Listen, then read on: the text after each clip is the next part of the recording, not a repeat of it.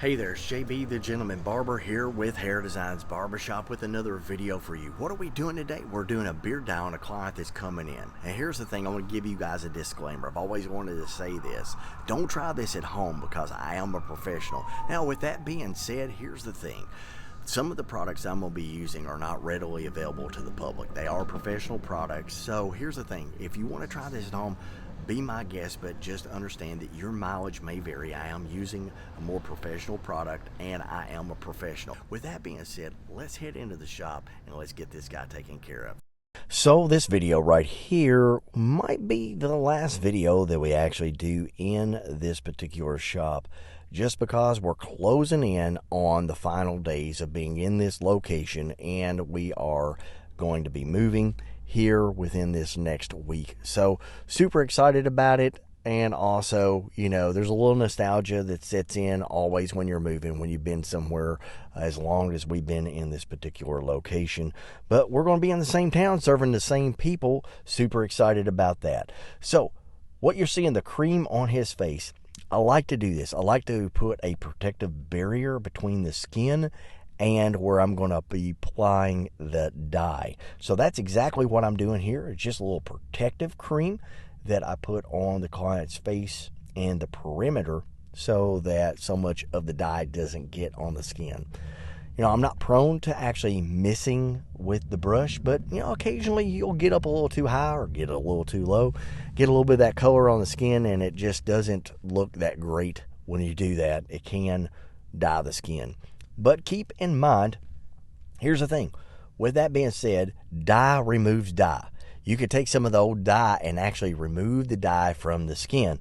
But if you could keep from doing that, it makes your job a lot simpler. So that's exactly what we're doing here. Here in just a few moments, we're going to be mixing up our dye. And to let you guys know what I'm using today, I'm actually using a product by Redken, and it's Camo Colors. We're going to be using a natural medium brown on this gentleman today. So he's going to get great coverage. It's going to look great. He's going to love it. You'll see it at the end. We get some pretty daggone good results with this.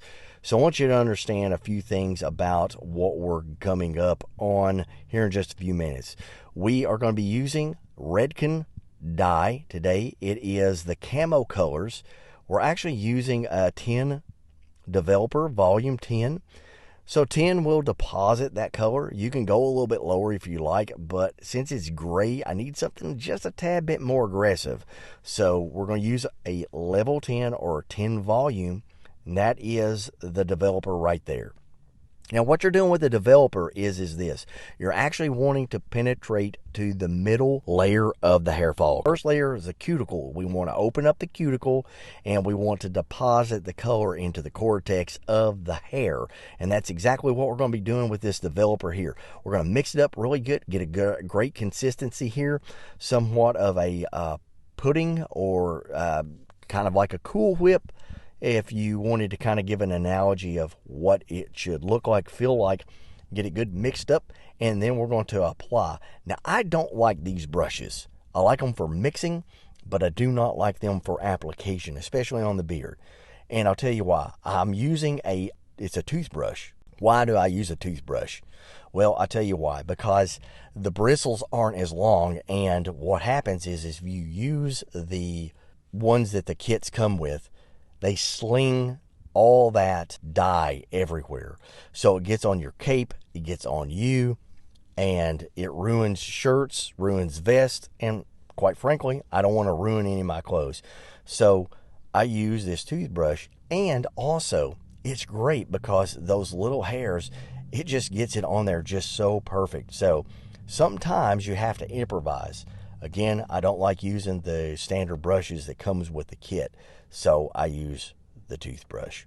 And that's what we're doing here. We're going to get an even coat all over the beard so that we got a nice even coating. And we're going to put it on the spots that are most resistant, which are going to be the gray areas.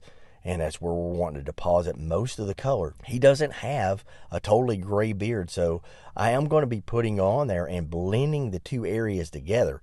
But I'm going to apply it on the gray spots first. Why? Because they're the most resistant, and I want to give them the most time to develop. It's a 10-minute process. So we have to have a process time of about 10 minutes and let it sit in there. And here in just a few moments, you're going to see how that changes. This is a time lapse, obviously. We sped up the footage so that you guys can see what it looks like and how that dye starts to be activated, and as it progresses, the darker it gets.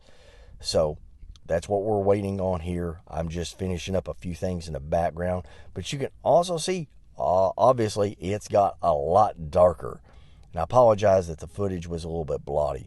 Now, I took him to the sink and rinsed out his beard.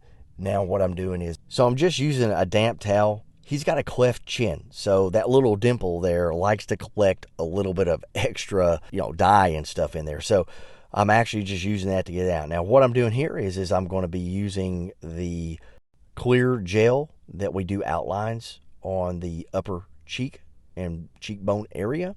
So here in just a minute, you're going to get to see some straight razor action. Now here's the thing.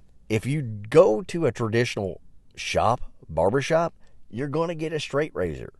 If they're not using a straight razor, they're really not a traditional barbershop. And that's not a crack on them, but the reality is that the straight razor is one of the most traditional tools that we have in our arsenal as a barber.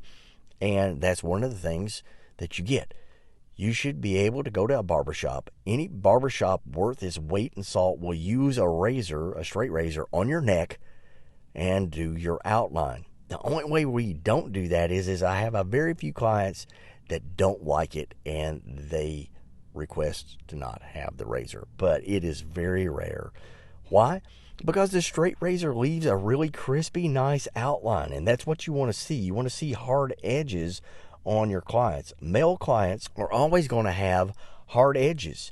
They're going to have very shaped edges. That's what makes us look masculine. Not rounded off, squared off, sharp, nice, clean edges. That's what you want. And that's what you get at a barbershop. So here it is, the before and after. I hope you guys enjoyed the video. And as always, stay dapper, my friend. Stay very dapper.